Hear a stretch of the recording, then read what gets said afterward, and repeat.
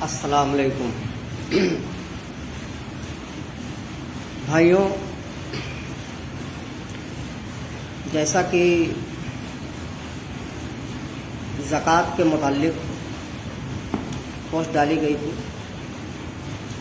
حالانکہ رمضان کو لے کر بڑے پس و پیش میں تھا کہ کون سا ٹائم چنا جائے، اس لیے 30 منٹ بڑھایا تھا، لیکن پھر بھی کچھ بھائیوں کو، کچھ مخلص لوگوں کو کہ شکایت آئی کہ تراویح کا ٹائم تب تک ختم نہیں ہوتا ہے، تو آگے سے انشاءاللہ تعالیٰ خیال کریں گے، کوشش کریں گے کہ انشاءاللہ تعالیٰ ایسا ٹائم ہو جس سے کم جو لوگ سنتے ہیں وہ موجود رہیں۔ بہرحال سبجیکٹ پر آتے ہیں۔ دیکھیے، رمضان کا مہینہ چل رہا ہے تو ہم نے سوچا کہ زکوٰۃ سے ہی شروع کر دیتے ہیں۔ حالانکہ زکوٰۃ کس پر ہے، کتنی ہے، کیسے ادا کرنی ہے، اس وشے پر مجھے نہیں بولنا ہے۔ عام طور پر لوگ جانتے بھی ہیں، اور علماء سے لوگ رابطہ کریں گے جو نہیں جانتے، وہ علماء بتائیں گے۔ میں نے اس سبجیکٹ کو اس لیے چنا کہ اس سبجیکٹ سے جڑا ہوا ایک متھک اس سبجیکٹ سے جڑا ہے کہ سید پر یہ زکوٰۃ حرام ہے، یہ ایک متھک جڑا ہوا ہے۔ اور چونکہ حرام ہونے کے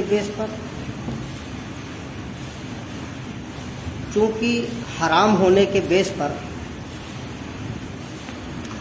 وہ آدھار جو حرام ہونے کا، اس بیس پر یہ کہا جاتا ہے کہ یہ اس سے ونشی شریشٹتا، نسل کی شریشٹتا ثابت کرنے کے لیے اس سے ثابت کی جاتی ہے، اور آدھار بھی وہی بنایا جاتا ہے۔ کفو کے بہت سے جو فتوے دیے گئے کہ کون کس ذات، کس ونش، کس نسل سے شادی کر سکتا ہے، بریلوی نے بھی دیے، جو بندیوں نے بھی دیے، قریب سارے فرقوں نے کفو پر جو بھی فتوے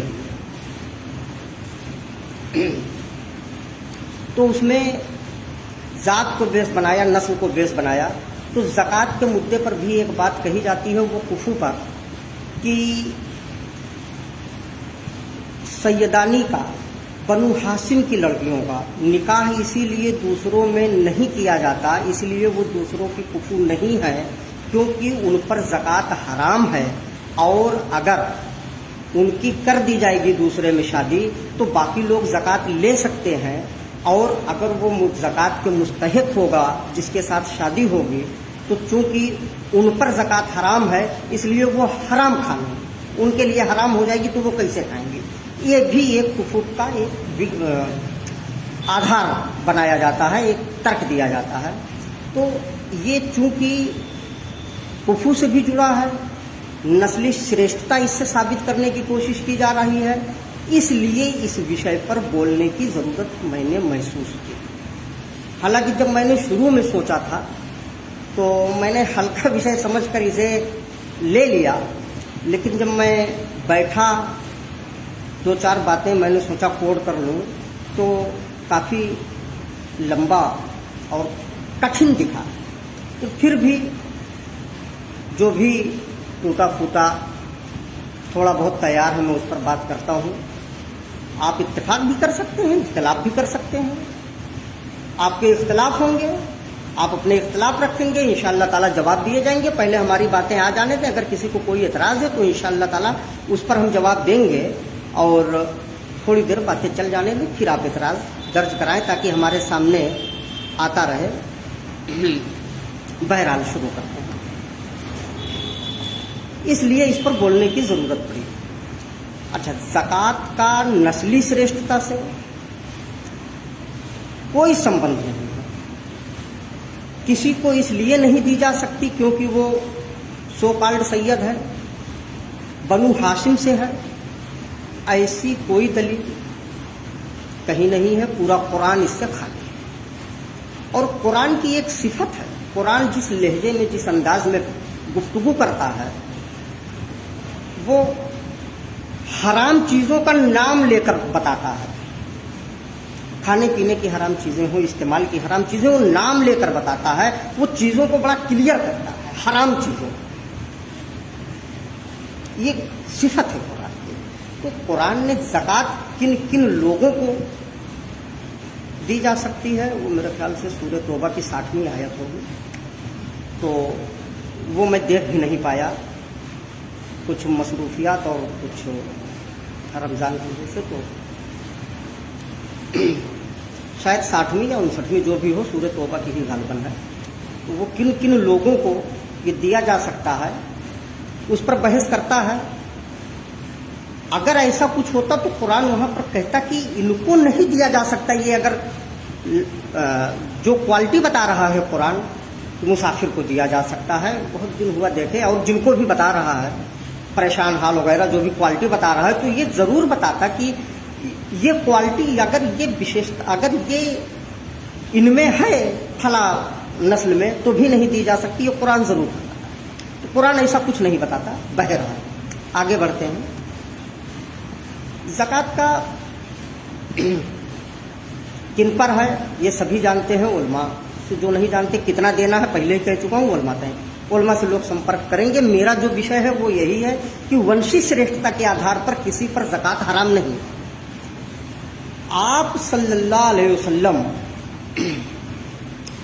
ने बनु हाशिम कुछ लोगों पर ज़कात बिल्कुल हराम थी। आपने हराम कर दिया था, लेने से मना कर दिया था कि इनको नहीं दी जा सकती।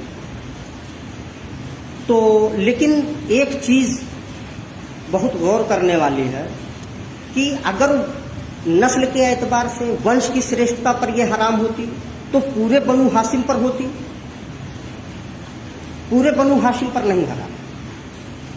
ज़कात पूरे बनु हाशिम पर हराम नहीं है।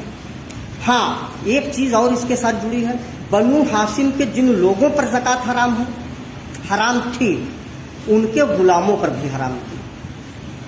तो अगर नस्ली श्रेष्ठता पर होती, नस्ब की अफजलियत की वजह से होती, कोई अपने नस्ब के एतबार से अफजल अगर होता और इसलिए हराम होती, जो कि साबित करने की कोशिश की जाती है, तो कम से कम गुलामों पर हराम न होती।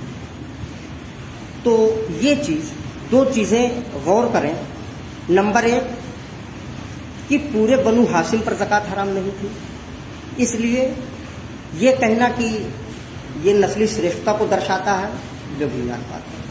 हाँ, जिन बनु हाशिम के जिन लोगों पर ज़कात हराम थी, उनके गुलामों पर भी हराम थी, वो भी नहीं ले सकते थे। तो ये वरना गुलामों पर ना होती, सिर्फ उन्हीं पर होती। बहरहाल, और आज़ाद किए हुए गुलामों पर भी हराम थी उनके। बहरहाल, और इसी बेस पर मौलाना हबीबुर रहमान आज़मी साहब ने एक किताब लिखी, अंसाबो किफ़ात की शरई हैसियत।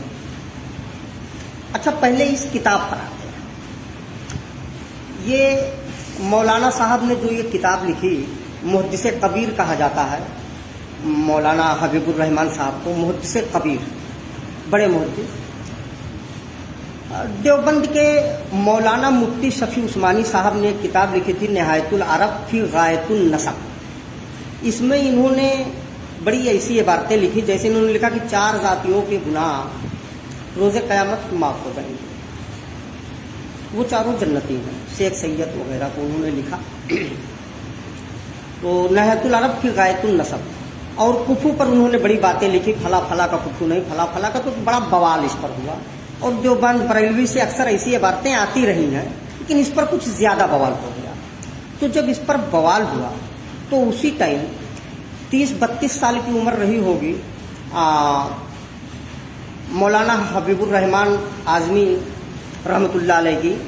उन्हें मुहद्दिस कबीर कहा जाता है। उन्होंने तुरंत इसके अपोज में, इसके रद्द में किताब लिखी।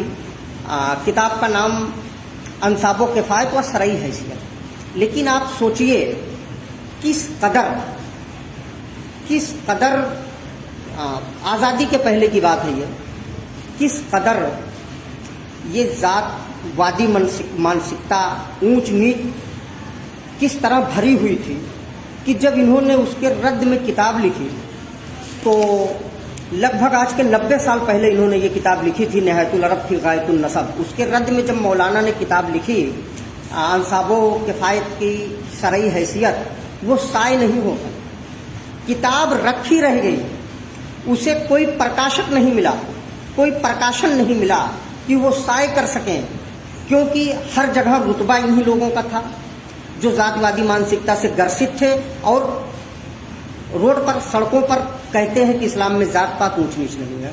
उसकी रद्द में दलीलों के साथ इन्होंने किताब लिखी, नहीं साय हुई। 50 साल, लगभग 50 साल, आधी सदी बाद, उनके इंतकाल के बाद वो किताब तब साय हो सकी है, उनके इंतकाल के बाद। तो आप जब कुछ छोटी जातियों के लोग भी मजबूत हुए, कुछ उनके अपने प्रकाशन हुए और कुछ उनकी पहुंच हुई, पकड़ हुई, समाज या और जगहों पर राजनीति में भी थोड़ा असर हुआ, फिर ये किताब साय हो सके। मीडिया में थोड़ा बहुत आने लगे छोटे लोग, छोटी जातियों के लोग, जिन्हें कहा जाता है छोटी जात के लोग, तब ये 50 सालों तक ये किताब साय नहीं हो सकी। और बड़ी खूबसूरती से कह दिया जाता है कि सब में खड़े हो गए महमूद व अयाज, ना कोई बंदा रहा ना कोई बंदा नवाज। सोचिए इन बातों को। भाई किन्हें कैमरे पर लाना है मैं समझ नहीं पा रहा हूँ, और मुझे ये तरीका भी नहीं पता है, मैं भी नया नया लाइव आ रहा हूँ, इंशाअल्लाह ताला जल्दी सीखूंगा। बहरहाल तो आगे बढ़ाता हूँ कि पूरे बनु हाशिम पर हराम नहीं थी। अगर वंशी श्रेष्ठता के आधार माना जाए और उस पर हराम होती, पूरी बनु हाशिम के लिए हराम होती ज़कात। और जिन लोगों पर ज़कात हराम की थी आप सल्लल्लाहु अलैहि वसल्लम ने, उनके गुलामों पर भी हराम। तो वंशी श्रेष्ठता तो बिल्कुल आधार नहीं हो सकती।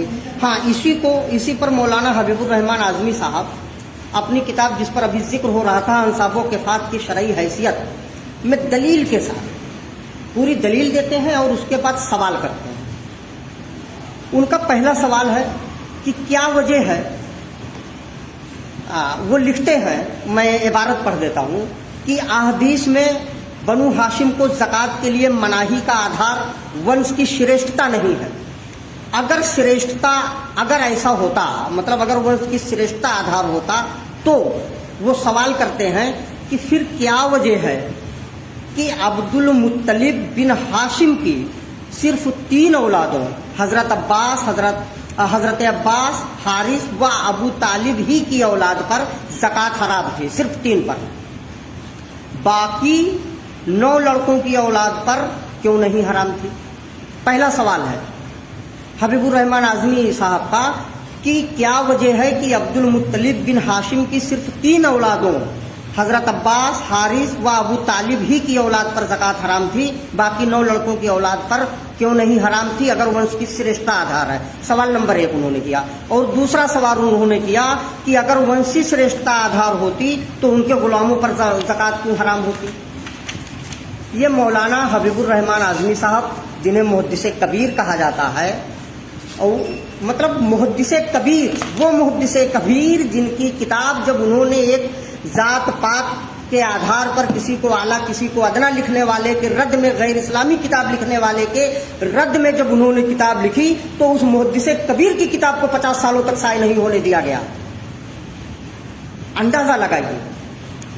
मौलाना साहब आगे लिखते हैं कि दरअसल इस हुक्म का मतलब गलत समझा गया। दरअसल मैं फिर से पढ़ता हूँ, गौर करें। दरअसल इस हुक्म का मतलब गलत समझा गया।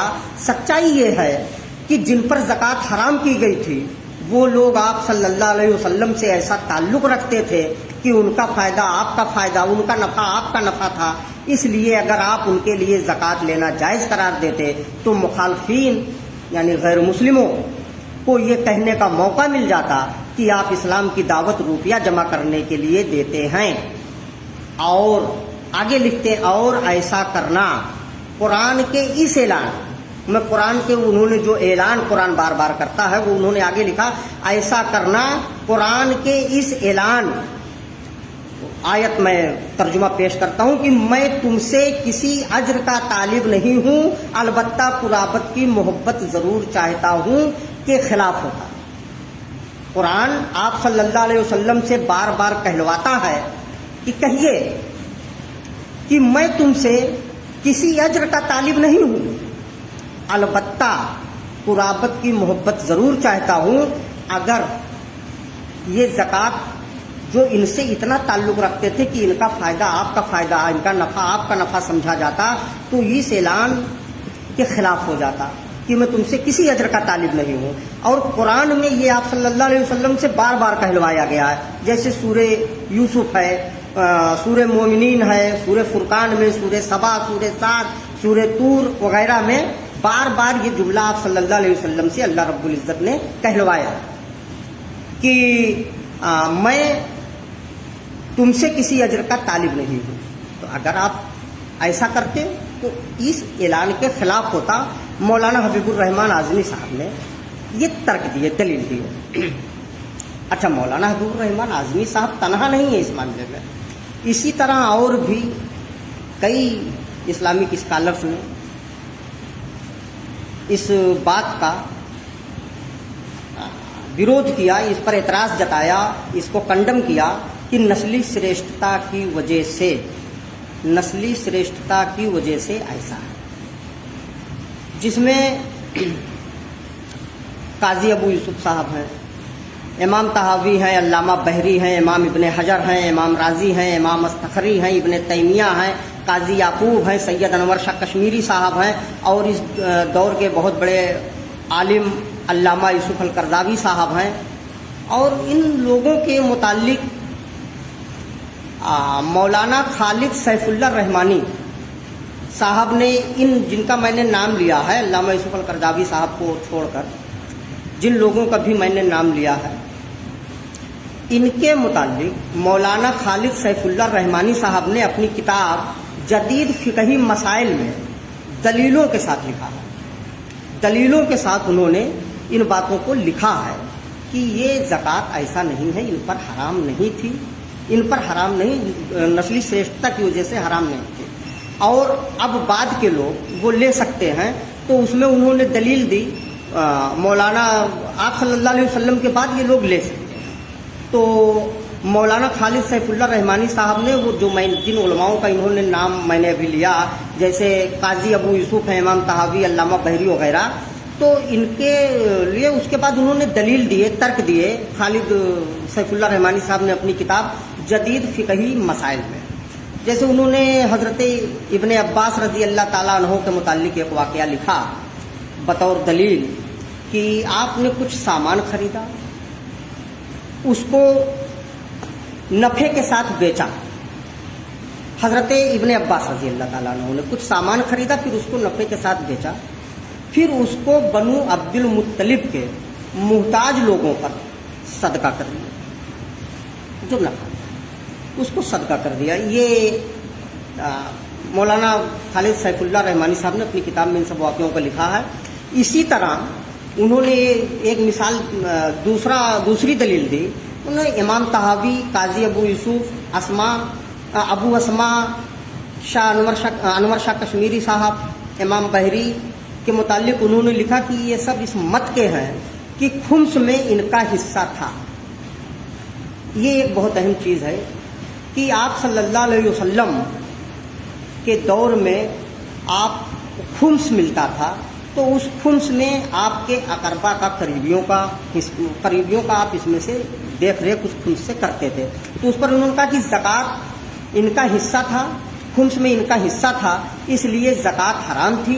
अब अगर खुम्स का हिस्सा बाकी ना रहे तो ज़कात जायज़ होगी. ये इन्होंने इस बात को लिखा कि अगर खुम्स का हिस्सा बाकी नहीं रहता है तो ज़कात हलाल होगी. अच्छा, इसी बात को इमाम तहावी के हवाले से वो लिखते हैं, आगे बढ़ाते हैं कि हज़रत इमाम तहावी ने लिखा ये बहुत अहम चीज़ कि बनु हाशिम पर मैं वो जुमले वो मैं कोट कर दे रहा हूँ उन शब्दों को कि बनु हाशिम पर हर तरह के सदकात पर कोई मुज़ायका नहीं। मेरे नज़दीक इमाम अबू हनीफा इस मसले में इस तरफ गए हैं कि सदकात इन पर इसलिए हराम थे क्योंकि खुम्स में इनका हिस्सा था।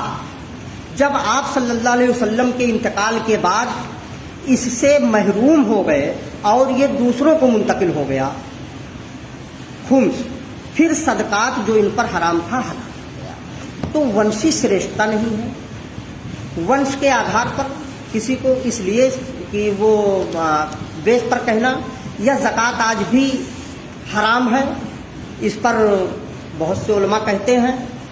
हमारा इस पर इख्तलाफ है। मेरा नज़रिया उनके साथ है जो कहते हैं नहीं है, और जो इन्होंने जो दलीलें दी हमने दलील दे दी। तो ये ज़कात का मैटर था, बस यही इतना हमारा इशू था ज़कात को लेकर। तो हमने अपनी दलीलें दे दी हैं। आप इख्तलाफ करते हैं तो आप अपने इख्तलाफ रखेंगे, इंशाअल्लाह ताला इख्तलाफ के जवाब दिए जाएंगे जो भी मुमकिन हो सकेगा। और जब मैंने ये पोस्ट डाली थी तो बहुत से लोगों ने